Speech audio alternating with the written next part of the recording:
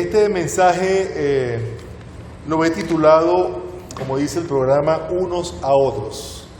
Y tiene un poco que ver, no sé si recuerdan, el domingo pasado el hermano Epi citó una porción de la Escritura en San Juan, en donde aparecía justamente esta expresión unos a otros. Y fue lo que me animó a meditar un poco sobre este concepto, justamente en este mes en el que estamos celebrando nuestro aniversario, porque la expresión unos a otros, he estado tratando de investigar, hay diferentes personas que la han contado para saber cuántas veces en la Biblia aparece la expresión unos a otros y a qué se refiere cuando dice unos a otros. Y hay algunas cosas que la Biblia nos exhorta y nos manda, nos exhorta a la obediencia de cosas que quiere o que la Biblia aconseja que hagamos unos a otros. Y hay otras cosas que la Biblia aconseja que no nos hagamos los unos a los otros. ¿Se dan cuenta? Hay dos líneas de pensamiento, una de consejos, de órdenes, de exhortaciones, y todas tienen que ver con la vida en comunidad. Y me pareció muy propicio meditar sobre esto justamente en este mes en el que estamos celebrando el aniversario de nuestra iglesia, para estimularnos al crecimiento, al fortalecimiento de los vínculos entre la familia, nosotros, la familia de la fe, lo cual nos impulse y nos lleve a tener una mejor relación entre nosotros, una mejor relación con el Señor, porque de alguna manera esta vida de comunión, de familia de la fe, nos permite presentarnos delante del trono del Señor para alabarle, para bendecirle, para adorarle con la libertad que el mismo Señor le aconsejó a la mujer samaritana, que el Señor lo que busca son adoradores que le adoren en espíritu y en verdad.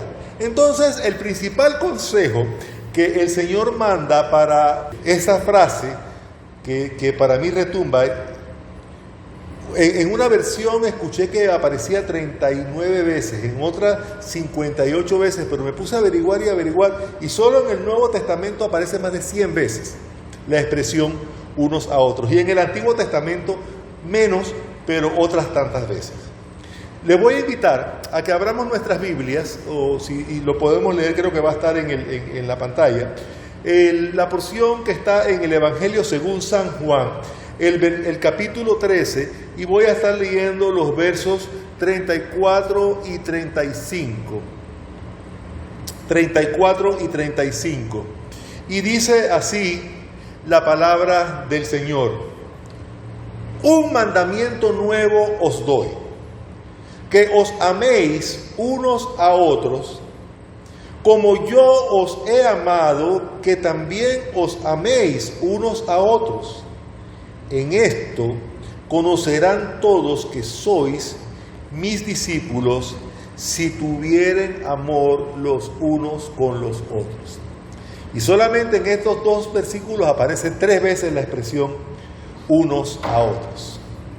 Y siempre que aparece, como les dije, el énfasis o la importancia que se le da es a la unidad, al amor, al servicio mutuo dentro de la comunidad de fe de nosotros los creyentes, y nos instruye a amarnos unos a otros como Jesús nos amó.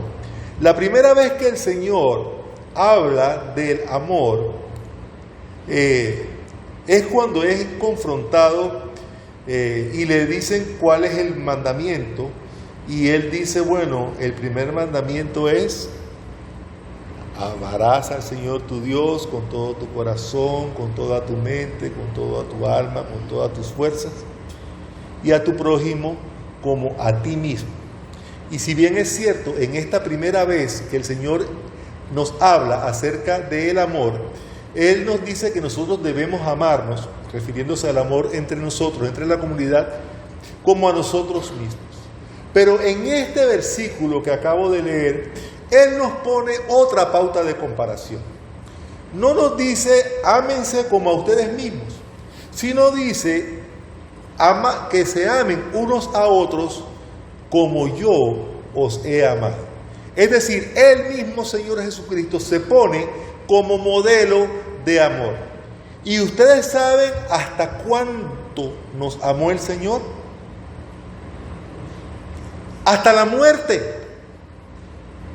Así que si el ejemplo de amarnos unos a otros como a nosotros mismos nos invita a expresarnos el amor unos a otros con pasión, con entrega, con sacrificio, con el afán de mantenernos unidos, este mandamiento que el Señor nos dice, que os améis unos a otros como yo os he amado, es que Él se está poniendo como ejemplo de cuál es la cima o la meta de el máximo amor que nos podemos tener unos a otros.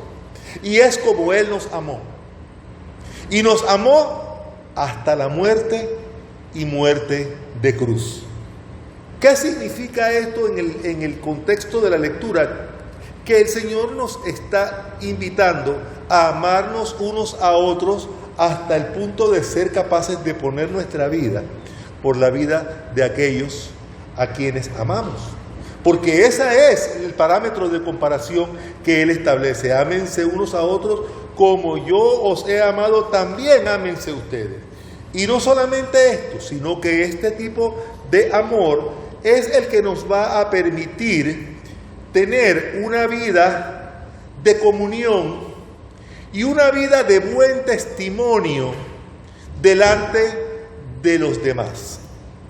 Y es importante tener testimonio delante de los demás. Pues por supuesto que sí. La palabra de Dios dice que cuando el Señor Jesús crecía con buena vista, con buen concepto, con buen testimonio para con Dios. Ayúdenme a completar la frase. Para con Dios y para con los hombres. Esto significa que nuestro testimonio de amor tiene que ser tan impactante que los demás que nos ven, que observan nuestra manera de conducirnos, pueden decir, verdaderamente, esta gente se ama. Y yo no sé cuándo fue la última vez, pero por mucho tiempo, muchas personas que visitaban nuestra iglesia, a mí me hacía sentir, si esta expresión es válida, humildemente orgulloso.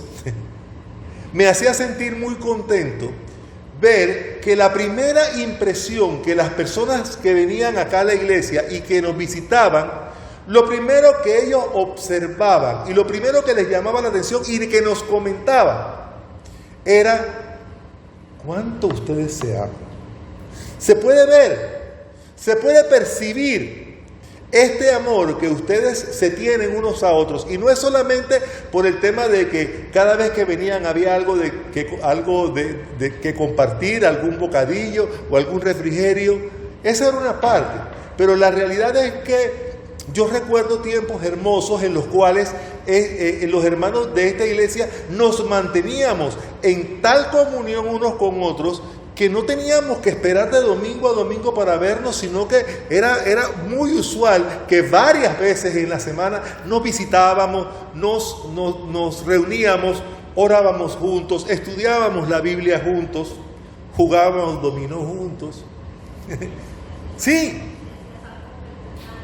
hacíamos sancochos, de esos de tipo de los que se hacen en las huelgas de Suntra, ahí en el patio con leña, y comíamos y compartíamos, y era algo impresionante ver o saber que nuestro testimonio de amor estaba impactando a aquellos que venían, que nos visitaban y que observaban eso. Este es el amor justamente que el Señor nos está exhortando. Así que el primer concepto o la primera instrucción o el primer sentido en que muchas de las expresiones unos a otros aparecen en la Biblia tienen que ver con el amor, con la unidad, con la fraternidad, con el testimonio que estamos dando.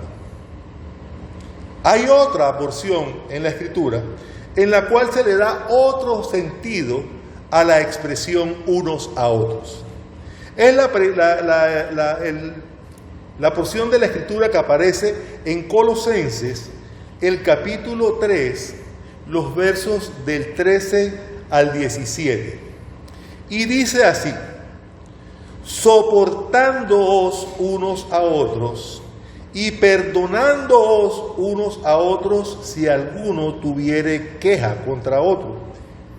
Y vuelve a decir: de la manera que Cristo os perdonó, así también hacedlo vosotros.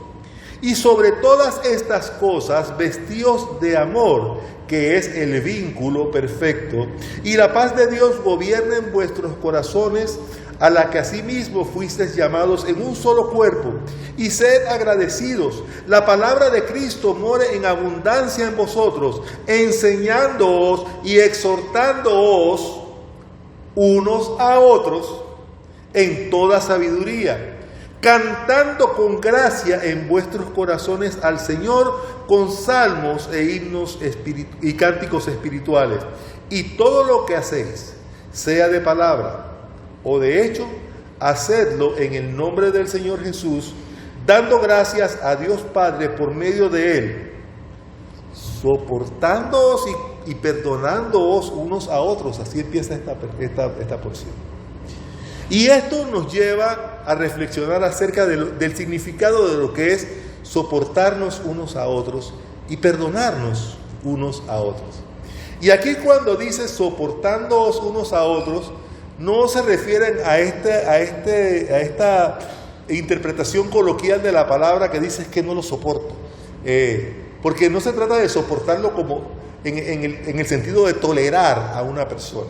No se trata de tolerar, de aguantar de una manera heroica y estoica el peso de las personas. Soportándonos unos a otros, lo que quiere decir es sosteniéndonos unos a otros. Ser fundamento y ser soporte en la vida de aquellos que nos rodean como familia de la fe. Eso es lo que dice soportando. No es, bueno, ahora me la aguanto y yo lo soporto. No es lo soporto en el sentido de tolerancia, es en el sentido de sostén. Y qué hermoso es saber que nosotros en medio de la familia de la fe podemos contar con el apoyo de hermanos que en nuestros momentos que necesitamos ser sostenidos, tenemos un apoyo, evidentemente en el Señor, en el Espíritu Santo del Señor, pero a través de la comunión y de la vida en familia que nosotros como hermanos debemos tenernos. Y otra cosa a la cual dice es perdonándoos unos a otros si alguno tuviere alguna queja. Y perdonándonos unos a otros también me lleva a la reflexión, porque, bueno, yo me confieso delante de ustedes, hermanos, y esto no es un secreto, sino que es harto conocido. Yo soy un hombre lleno, plagado de muchos defectos. Y como decía mi sabio padre, ninguno de nosotros es una monedita de oro para caerle bien a todo el mundo. A veces hacemos cosas que no son bien vistas o no son bien interpretadas o quizás hasta sin querer o a veces hasta queriendo podemos ofender a aquel que está a nuestro lado. Y la exhortación que la palabra dice es: no te guardes ese enojo, no te guardes esa situación, no te guardes esa ofensa. Mi esposa y yo teníamos un refrán o un versículo que era clave en nuestras vidas, que aparece en la palabra, y créame que en más de 40 años de vida matrimonial tuvimos dificultades y muy fuertes. Pero nosotros nos hicimos una promesa desde la primera desaveniencia que tuvimos. Es una palabra o un consejo que la Biblia dice: que no se ponga el sol sobre vuestro enojo. Y nosotros, por dificultades grandes, terribles, que sucedieron en nuestra vida matrimonial, nunca, en 40 años, mientras estuvimos juntos, evidentemente por motivos de viaje quizás sí, pero nunca dormimos en camas separadas. Nunca dormimos enojados. A veces pudo haberse dado la situación en la cual nos encontrábamos tristes, nos encontrábamos ofendidos, nos encontrábamos hasta de mal humor. Pero nuestra promesa delante del Señor era que el enojo, el sol, nunca se pondría sobre nuestro enojo. Nunca dormimos. Aun cuando tuvimos discusiones fuertes, como les digo, nunca dormimos en una situación de pelea. Ah, no, yo no te hablo, tú debes mirando para allá, yo duermo mirando para acá. Eso nunca ha sucedido. Y perdonen que lo traiga como un ejemplo, pero es la razón por la cual él dice que si Pablo dice que si alguno tuviere una queja contra otro, perdónense unos a otros. Y miren de qué manera, otra vez el parámetro, de la manera que Cristo nos perdonó. Y de verdad, créanme, mis hermanos, ninguno de nosotros, por nuestros propios méritos o por nuestra propia inteligencia o por nuestro propio actuar ni por nuestro propio testimonio, somos merecedores de un perdón tan grande como el perdón que el Señor nos dio.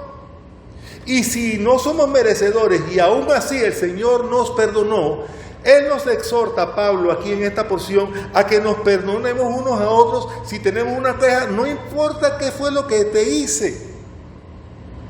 No importa qué fue lo que te hice. Dice, vestíos de amor, que es el vínculo perfecto. Y dice, enseñándoos y exhortándoos unos a otros en toda sabiduría. Porque a través de soportarnos unos a otros, y a través de perdonarnos unos a otros, nosotros podemos poner en marcha todo un proceso de testimonio y de enseñanza, y a través de ese soporte que somos unos a otros, nos enseñamos unos a otros. A través de este perdón, nos exhortamos unos a otros. ¿Cómo yo le voy a...? El mismo Padre Nuestro dice, perdónanos así como nosotros perdonamos a los que nos ofenden. Y si nosotros no somos capaces de perdonar a los que nos ofenden, es como si no tuviéramos palabra ni argumento para decirle a Dios, Señor, perdóname. Yo no perdono a mi enemigo, pero tú sí perdóname a mí. Eso no es lo que dice la oración clave, la oración modelo que nos enseñó el Señor. Dice, perdónense, que le pedimos perdón a Dios, así como nosotros perdonamos a los que nos ofenden. Y si no estamos dispuestos a perdonar a los que nos ofenden, entonces, como dije, no tendríamos palabras para poder pedir a Dios. Y dice, cantando con gracia en vuestros corazones al Señor con salmos e himnos y cánticos espirituales. Y claro, esto tiene que ver un poco con cantar. Esto no significa que el que no sabe cantar no sabe adorar. La adoración no tiene que ver exclusivamente con música. Hay personas los verdaderos adoradores que adoran a Dios en espíritu y en verdad, no necesariamente tienen que adorarle cantando. Y vuelvo a traer un ejemplo. Yo tengo dos ejemplos en mi familia, que son mi hija Elba Lorena y mi esposa Ivette. Los que la conocieron saben de qué les estoy hablando. Eran personas que alababan con libertad, que adoraban con libertad. No cantaban bien. Se lo digo de una vez, no cantaban bien. En mi familia, Pedro y yo cantamos ahí más o menos regular. Pero mi esposa Ivette y mi hija Elba Lorena no cantan bien, pero cantan con el corazón, o cantaban, en el caso de mi esposa, cantaban con el corazón, y los que la pudieron conocer y observar cómo era su comportamiento durante el tiempo de alabanza en el culto, ella era un querubín bailando. No bailaba así como las danzas que hay iglesias que tienen un ministerio de danza, no, ese no era el tema de danzar, pero ella alababa al Señor con todas sus fuerzas, y a veces yo le decía, negra, no grites tanto, y aplaudía y tocaba la pandereta como los ángeles. Era una cosa que podría, yo traté de aprender algo acerca de la pandereta, porque ella tenía una virtud especial con ese instrumento. Pero a lo que quiero referir es que este tiempo de enseñarnos y de exhortarnos unos a otros nos lleva a venir delante de Dios como verdaderos adoradores que le adoramos en espíritu y en verdad, y lo hacemos todo. No importa si lo hacemos de palabra o de hecho, dice la palabra del Señor, todo lo que hagas, hazlo en el nombre del Señor, dando gracias a Dios por medio de Él. Otra porción de la palabra en la cual se argumenta o se nos exhorta de hacer o de practicar cosas unos a otros es en 1 Tesalonicenses capítulo 5 versículo 11. 1 Tesalonicenses capítulo 5 versículo 11. También Pablo le dice a los creyentes de esta manera: por lo cual animaos unos a otros y edificaos unos a otros. Animaos unos a otros y edificaos unos a otros. Y esto también tiene que ver, esta exhortación o este consejo, para poder entender la exhortación que Pablo nos da. Esto que les voy a decir, yo sé que nos corresponde a todos y que alguna vez nos ha tocado ver, experimentar. Muchas personas que me ven a mí y que me observan a mí en el tiempo que yo estoy compartiendo, han podido ver de mí un aspecto que yo sé que llama la atención, o que por lo menos la gente lo destaca, que parece que yo fuera el tipo más relajado y todo es un chistecito y todo es una fiesta y estoy de buen humor, ciertamente. Ahora, no todos los días estoy así, hay días que estoy desanimado. Y yo sé que a todos ustedes en algún momento se han podido sentir desanimados por alguna situación. Mi mamá decía que ella se oponía a un cántico, a un corito que cantábamos, y que aún lo cantamos de vez en cuando, un corito muy famoso dentro del pueblo cristiano, que dice con su letra: no puede estar triste un corazón que alaba a Cristo, no puede estar triste un corazón que alaba a Dios. Y mi mamá decía: sí puede estar triste. Mi corazón alaba al Señor, mi corazón alaba a Dios, pero en este momento estoy triste. Y no significa que tengo que vivir mi vida en un tiempo de tristeza o sumido allá en las profundidades del sufrimiento y de la tristeza. Es saber que alabamos y bendecimos el nombre del Señor, y el Señor va a animarnos en medio de esa tristeza. Si no fuéramos capaces de sentir, o si no estuviéramos expuestos a sentir tristeza, decepción o desánimo por alguna razón en la vida de cada uno de nosotros, no necesitaríamos del Señor, porque ¿para qué voy a necesitar que Él me anime si nunca estoy desanimado? Siempre estoy contento, siempre estoy brincando, siempre estoy de chiste. No, la realidad es que sufrimos y que tenemos pruebas, que nos desaniman, que nos entristecen, que nos hacen llorar, faltas, inclusive pecado delante del Señor que nos distancia de Él. Pero este perdón del que hablamos en el punto anterior y este ánimo al que nos exhorta Pablo a que tengamos los unos a los otros es justamente el instrumento que el Señor usa para levantarnos de una situación que evidentemente todos y cada uno en algún momento de nuestras vidas hemos sentido. ¿Cuántos hemos tenido, y perdonen que use esta expresión, y por eso es que lo entiendo también, cuánto hemos temido esta situación como la que está viviendo nuestra hermana Maricel, que se conmueve hasta las lágrimas?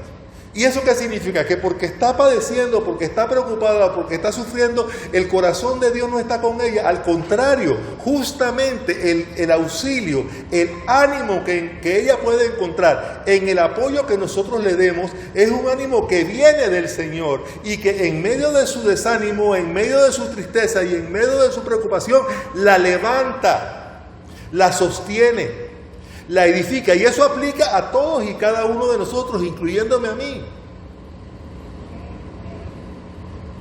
incluyendo a los diáconos, incluyendo al hermano Reinaldo en medio de la situación con su hermana, incluyendo a la hermana María, que hemos hablado.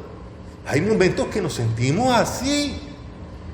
Y la herramienta que el Señor usa para levantarnos y para hacernos salir de esa situación es justamente la comunión y el amor fraternal y este llamado a la edificación y al ánimo que nos hace Pablo aquí en Primera Tesalonicenses. Hay otro punto adicional, uno que se llama, yo lo he titulado, servicio y hospitalidad. Tenemos que estar dispuestos a servirnos unos a otros y a hospedarnos unos a otros. Esta situación en nuestros tiempos modernos no es tan, no sé por qué no es tan usual, o por lo menos yo tengo tiempo que no la escucho. Pero dice Romanos, capítulo 12, los versos del 10 al 15, lo voy a leer un poco rapidito porque es un verso un poquito largo. Dice: amaos los unos a los otros con amor fraternal, en cuanto a honra, prefiriéndonos unos a otros. En un solo versículo aquí ya aparece unos a otros 2 veces. Amaos unos a otros, prefiriéndoos unos a otros. Si yo tengo que escoger servir en amor fraternal a un hermano de la familia de la fe y a una persona de la calle, yo voy a preferir a mi hermano. Eso es lo que dice esto. No significa que no tenemos que sentir compasión o amor por aquellos, pero lo que dice aquí es: prefiéranse. Si yo tengo una relación con mi hermano Isidro y yo veo que mi hermano Isidro tiene un problema, tiene una necesidad, yo voy a preocuparme por él, voy a preferir ayudarlo a él y apoyarlo a él, en vez de ir a ver a quién consigo en la calle para ayudar. Prefiéranse, es lo que dice. En lo que requiera diligencia, no perezosos, fervientes en espíritu, sirviendo al Señor, gozosos en la esperanza, sufridos en la tribulación, constantes en la oración, compartiendo para las necesidades de los santos, practicando la hospitalidad. Bendecid a los que os persiguen, bendecid y no maldigáis, gozaos con los que se gozan, llorad con los que lloran. Este es un tema de comunión fraternal tan plena, que sea cual sea la situación de mi hermano, de esta persona que es mi hermano, no es que es mi hermano porque en la iglesia nos decimos hermano, es mi hermano porque lo considero y porque es mi hermano. Y entonces tenemos que estar junto con nuestros hermanos, dice aquí, diligentes, no perezosos, fervientes en espíritu, sirviendo al Señor, gozosos en la esperanza, sufridos en tribulación, constantes en oración, compartiendo las necesidades y practicando la hospitalidad. Y esto de la hospitalidad yo voy a hacer una pequeña pausa, porque dice la palabra de Dios que debemos ser hospitalarios, porque a veces sin querer o sin saberlo podemos estar hospedando ángeles en nuestra casa. Los que me conocen saben, quizás han oído este testimonio antes, pero yo lo quiero contar aquí en la iglesia. Cuando yo me fui de Panamá a estudiar, yo llegué a Puerto Rico y en Puerto Rico yo no tenía familia, pero hubo una familia que me recibió. Y les digo la verdad, si yo en la actualidad tuviera que recibir una persona en mi casa como era yo para las personas que me recibieron, yo lo hubiera dudado 1000 veces, a lo mejor nunca lo hubiera hecho. Pero estas personas me abrieron la puerta de su casa, me recibieron en su hogar como un miembro de la familia, y hoy día ustedes conocieron a Toñita, que hace poco estuvo con nosotros. Toñita es, yo le digo mamá y le pido la bendición y no pierdo nada, porque es una mujer que se entregó de corazón y me recibió en su casa, en medio de una circunstancia que les digo era bien complicada. ¿Por qué? Yo era un muchacho de quizás 21 o 22 años. Ellos tenían una familia de 4 hijos, en la cual la hija mayor de ellos, Wanda, tenía más o menos mi misma edad, y 3 varones más. Y ellos me han hecho un lugar en su casa, compartiendo la habitación que compartían sus propios hijos, para darme un lugar a mí, a que yo me quedara en esa casa. Y me recibieron con una hospitalidad que yo no me la merezco, nunca me la merecí, pero el Señor me la regaló. Y yo ahora, en este último congreso de mujeres que hubo aquí en Panamá, La hermana Graciela me pidió que yo albergue para mujeres que venían para el Congreso, y la verdad es que no encontré quienes estuvieran dispuestos por una y otra razón, pero yo le dije, bueno, la verdad, hermana, si las hermanas de la Unión Femenil no les importa compartir el espacio con un viudo que vive solo en la casa, porque uno tiene que guardar de alguna manera un poco este aspecto del testimonio. Pero la realidad es que Dios me bendijo. Yo recibí en mi casa a 2 señoras, más bien una señora y una jovencita de Bolivia y una señora de Cuba, que se quedaron en mi casa y que tuve la oportunidad de conocerlas y establecer buen contacto, y me sentí feliz de poder compartir este tiempo con estas personas y albergarlas en mi casa. Y después me quedé pensando, esto es lo que Ivy hubiera hecho. Ivy le abría la puerta de la casa de verdad que a cualquiera. Tenía tanta fe y tanta confianza de que era una manera de servir y honrar el nombre del Señor, que ella no se preocupaba si era que venían a robar, si es que tenía buenas o malas costumbres, simple y sencillamente los recibía.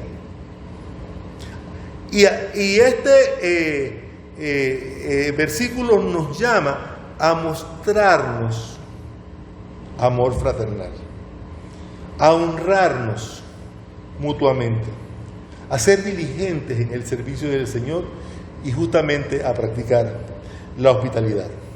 Y el último versículo que voy a citar es uno que que nos instruye a confesar nuestras faltas los unos a los otros y a orar los unos por los otros. Está en Santiago, capítulo 5, versículo 16. Y dice así: confesaos vuestras ofensas unos a otros. Fíjense la expresión, unos a otros. Confesaos vuestras ofensas unos a otros. Orad los unos por los otros para que seáis sanados. Y termina con una frase poderosísima: la oración eficaz del justo puede mucho. La Biblia nos llama a confesar nuestras faltas, nos llama a orar unos por los otros. Para mí fue una bendición, y lo voy a decir aquí desde el púlpito porque es una bendición, y los que me conocen saben que lo he hecho con alguna regularidad, pero yo no tuve la oportunidad de acompañar a Reinaldo y a Diana en medio de estos días porque no podía. Y yo llamé a mi hermano, bueno, los llamé a los dos, pero con quien pude hablar fue con Reinaldo, y yo le dije, Reinaldo me dijo, sí, manténganos en oración. Y yo le dije, no, sí, vamos a orar por ti, pero permíteme hacerlo aquí y ahora. Y no perdí la oportunidad, sino que oré con él por el teléfono, Reinaldo.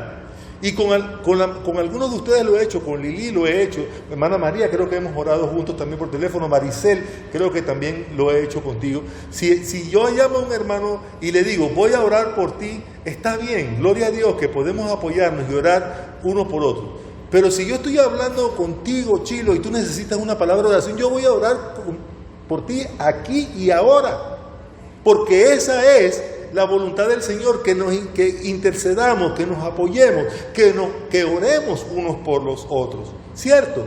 Y qué bendición, creo que contigo también lo he hecho en alguna ocasión, Chilo, ¿verdad? Que hemos tenido una necesidad y oramos en el teléfono. Y esto lo aprendí de una maestra de grata recordación para algunos de ustedes. Ella se llamaba Alma de Chon Neto. Ella me llamaba para cualquier cosa y siempre antes de terminar ella oraba por mí por teléfono. Y fue la primera experiencia que yo tuve de orar por teléfono. Yo antes nunca había orado por teléfono, siempre orábamos directamente, pero esta hermana nos enseñó a hacerlo. Entonces, en resumen, ya para concluir, decía que hay muchas cosas que la Biblia nos manda a hacer unos por otros, y hay otras cosas que la Biblia nos manda a no hacer los unos con los otros. Y voy a solamente a hablar de una en particular: la crítica y el juicio, que nosotros nos podemos ver tentados de practicar o de hacer unos por otros. La Biblia lo condena. La Biblia dice textualmente: no juzguéis los unos a los otros. En vez de decir sopórtense unos a otros, o más bien, además de decir sopórtense los unos a los otros, sosténganse los unos a otros, también dice, no se critiquen los unos a los otros. Y no significa que cuando vemos algo que está mal hecho, tenemos que quedarnos callados y ser tolerantes con las cosas que son pecados, Pero hay veces que nos metemos en unas discusiones y en unas críticas y en unos juicios los unos a los otros que no edifican en nada, ni a la vida de uno, ni a la vida del otro, ni siquiera tampoco a la vida de la iglesia. Entonces, cuando nos encontremos con situaciones que nos llaman la atención o que nos prenden luces, no se trata de renunciar a la apologética y a la defensa del Evangelio, porque somos llamados a una defensa doctrinal, bíblica del Evangelio. Pero no nos pongamos a discutir si cantamos el himno 230 o el 235. O si recogemos la ofrenda en un platillo, o si ponemos una caja allá para que la gente eche los sobres, o si tomamos y levantamos una ofrenda para acción social, o la levantamos de otra manera. O si predicamos de memoria o predicamos usando un papel. Yo puedo usar herramientas que tienen que ver con la música, que tienen que ver con las redes sociales. Hermano, en el internet hay una cantidad de cosas que usted se puede encontrar, la más grande de las porquerías con la más grande de las bendiciones. Están ahí. Usted decide cuál va a escoger. Pero no significa que todo lo que está en redes sociales o en internet, todo es bueno porque está escrito. No. O todo es malo porque ahí lo que hay es porquería. Tampoco. Y cuando nosotros nos metemos en este ambiente en el cual tenemos que entrar a discernir y a interpretar la palabra de Dios, la única garantía que tenemos de hacerlo bien es contando con la guía y la bendición del Espíritu Santo que inspiró a los hombres que escribieron la Biblia y es el que nos tiene que inspirar a nosotros a comprenderla. Y fíjense, yo puedo entender, yo estoy usando ahora mismo una Biblia que los que no la han visto se las recomiendo, se llama la Biblia, es una Biblia Reina Valera, la versión, pero se llama la Biblia del Pescador. Yo no sé cuántos de ustedes la han escuchado. Es una Biblia de estudio extraordinaria. ¿Por qué? Porque tiene un versículo y este versículo, si hay un versículo que destaca, porque enseña algo relacionado con diferentes temas, él te lleva a un versículo anterior y a un versículo posterior para que tú vayas siguiendo una línea temática de lo que la palabra de Dios te está enseñando. Ahora, si yo uso esta Biblia usando este mecanismo que el editor de esta Biblia del Pescador utilizó, inspirado por el Espíritu Santo, creo y confío yo la uso, entonces si no es porque a mí se me ocurrió o porque nació de mi propio corazón o de mi propia inteligencia o de mi propia inquietud, entonces porque se lo inventó otro, entonces está mal, tiene que ser lo que en mi mente yo nada más. La Biblia dice que ninguna palabra de Dios es de interpretación privada. Quiere decir que toda la interpretación de la palabra de Dios tiene que ser hecha conforme a lo que ella dice, inspirada por el mismo Espíritu Santo que inspiró a los santos hombres de Dios que escribieron esto.